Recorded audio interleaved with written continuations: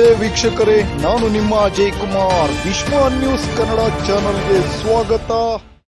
ನಾವು ಯಾವುದೇ ಪಕ್ಷದ ವಿರುದ್ಧ ಆಗಲಿ ಯಾವ ವ್ಯಕ್ತಿಯ ವಿರುದ್ಧ ಆಗಲಿ ಹೋರಾಟ ಮಾಡ್ತಾ ಇಲ್ಲ. ಇವತ್ತು ನಮಗೆ ಏನ ಅನ್ಯಾಯ ಆಗಿದೆ, ನಮಗೇನು ಸಮಸ್ಯೆ ಆಗಿದೆ, ಅದನ್ನು ಬಗೆಹರಿಸಿರಿ ಶಾಸಕರೇ. ನೀವು ಎಸ್ಟಿ ಮೀಸಲಾತಿ ಕ್ಷೇತ್ರದಲ್ಲಿ ಗೆದ್ದಿರಿ, ನೀವು ನಮ್ಮ ನ್ಯಾಯ ಕೊಡಿಸ್ರಿ ಅಂತ ಹೇಳಿ ಇವತ್ತು ನಿಮ್ಮ ಮನೆ ಬಾಗಿಲಿಗೆ ಬಂದಿವಿ. ಇವತ್ತು ನಮ್ಮ ಸಮಸ್ಯೆ ಏನಿದೆ, ನಮ್ಗೇನ್ ತೊಂದರೆ ಆಗ್ತದೆ ಶಾಸಕರ ಗಮನಕ್ಕೆ ಇವತ್ತು ತಗೊಂಡು ಬಂದು ಆ ಒಂದು ಅಧಿವೇಶನದಲ್ಲಿ ಬರ್ತಕ್ಕಂತ ಬಜೆಟ್ ಅಧಿವೇಶನದಲ್ಲಿ ಸುಳ್ಳು ಜಾತಿ ಪ್ರಮಾಣ ಪತ್ರದ ಬಗ್ಗೆ ಸದನದಲ್ಲಿ ಧ್ವನಿ ಎತ್ತಿ ನಮಗೆ ನ್ಯಾಯ ಕೊಡಿಸುವಂತ ಕೆಲಸ ಮಾಡಬೇಕು.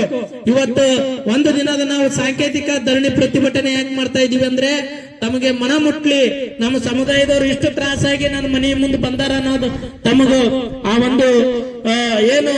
ಆ ಒಂದು ನೆನಪಿಟ್ಟುಕೊಂಡು ಸದನದಲ್ಲಿ ಮಾತಾಡಿ ಈ ಸಮುದಾಯಕ್ಕೆ ನ್ಯಾಯ ಕೊಡಿಸುವಂತ ಕೆಲಸ ಮಾಡ್ಲಿ. ಈ ಒಂದು ಸಮುದಾಯ ನಿಮ್ಮ ಜೊತೆಗೆ ಸದಾ ಇರುತ್ತದ. ನೀವು ಸಮುದಾಯದ ಸಮಸ್ಯೆಗಳನ್ನ ಸರ್ಕಾರ ಮಟ್ಟಕ್ಕೆ ಹೇಳ್ಕೊಂಡು ಹೋದ್ರಿ ಅಂದ್ರೆ ಸದಾ ಸಮುದಾಯ ನಿನ್ನ ಪರವಾಗಿರ್ತದ. ನಿಮಗ ಉನ್ನತ ಮಟ್ಟದ ಸ್ಥಾನ ಸಿಗ್ಲಕ್ಕೂ ಈ ಸಮುದಾಯ ಕಾರಣ ಆಗ್ತದ ಅಂತ ಹೇಳಕ ನಾ ಇಚ್ಛೆ ಪಡುತ್ತ. ಬಂಧುಗಳೇ, ಇವತ್ತೆಲ್ಲ ತಮಗ ಸಾಕಷ್ಟು ಈಗಾಗಲೇ ಈ ಒಂದು ಸುಳ್ಳು ಜಾತಿ ಪ್ರಮಾಣ ಪತ್ರದಿಂದ ಇವತ್ತು ಅನೇಕ ಇವತ್ತು ಮೆಡಿಕಲ್ ಸೀಟ್ ಆಗಿರ್ಬೋದು, ಇವತ್ತು ಇಂಜಿನಿಯರಿಂಗ್ ಸೀಟ್ಗಳಾಗಿರ್ಬೋದು, ಅಗ್ರಿಕಲ್ಚರ್ ಸೀಟ್ ಆಗಿರ್ಬೋದು, ಮತ್ತೆ ತೋಟಗಾರಿಕೆ ಸೀಟ್ ಆಗಿರ್ಬೋದು, ಇನ್ನಿತರ ಉನ್ನತ ಶಿಕ್ಷಣದ ಮುರಾರ್ಜಿ ಏಕಲವ್ಯ ಎಲ್ಲ ಸೀಟುಗಳು ಇವತ್ತು ಎಸ್ಟಿ ಅಲ್ಲದವರ ಪಾಲಾಗ್ತಾ ಇದೆ.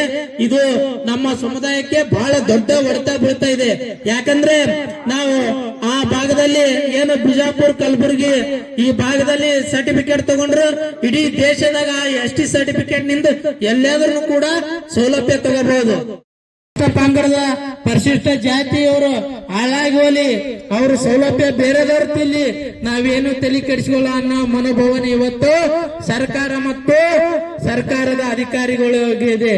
ಇದನ್ನು ಸರ್ಕಾರ ಎಚ್ಚೆತ್ಕೊಳ್ಬೇಕು. ಇನ್ನು ಮ್ಯಾಲಿಂದ SC ST ಜನರು ನೀವು ಸುಮ್ ಕೊಡ್ತಾರಂತ ತಿಳ್ಕೊಂಡ್ರಿ, ಈ ಒಂದು SC ST ಜನರು ಇನ್ನು ಮ್ಯಾಲಿಂದ ಸುಮ್ ಕೂಡೋರಲ್ಲ.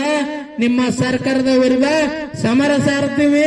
ನಾಳಿಗೆ ಒಂದು ಕ್ರಾಂತಿಕಾರಿ ಹೋರಾಟ ರೂಪುಗೊಳ್ಳುತ್ತದ. ಎಚ್ಚೆತ್ಕೊಳ್ಬೇಕು ಸರ್ಕಾರ. ಈ ಹೋರಾಟ 15 ST ಶಾಸಕರ ಮನೆ ಮುಂದೆ ಹೋರಾಟ ಮಾಡಕತ್ತೀವಿ. ಆ ಹೋರಾಟ ಮುಗಿಯುವವರೆಗೂ ನೀವು ಒಂದು ಸರ್ಕಾರದವ್ರ ಸೂಕ್ತ ಕ್ರಮ ಕೈಗೊಂಡು ಈ ಸಮುದಾಯಕ್ಕೆ ನ್ಯಾಯ ಕೊಡಿಸುವಂತ ಕೆಲಸ ಮಾಡಬೇಕು. ಇಲ್ಲಂದ್ರೆ ಈ ಸಮುದಾಯ ಒಂದು ಕಠಿಣ ನಿರ್ಧಾರ ಕೈಗೊಳ್ಳುತ್ತದೆ. ಅದಕ್ಕೆ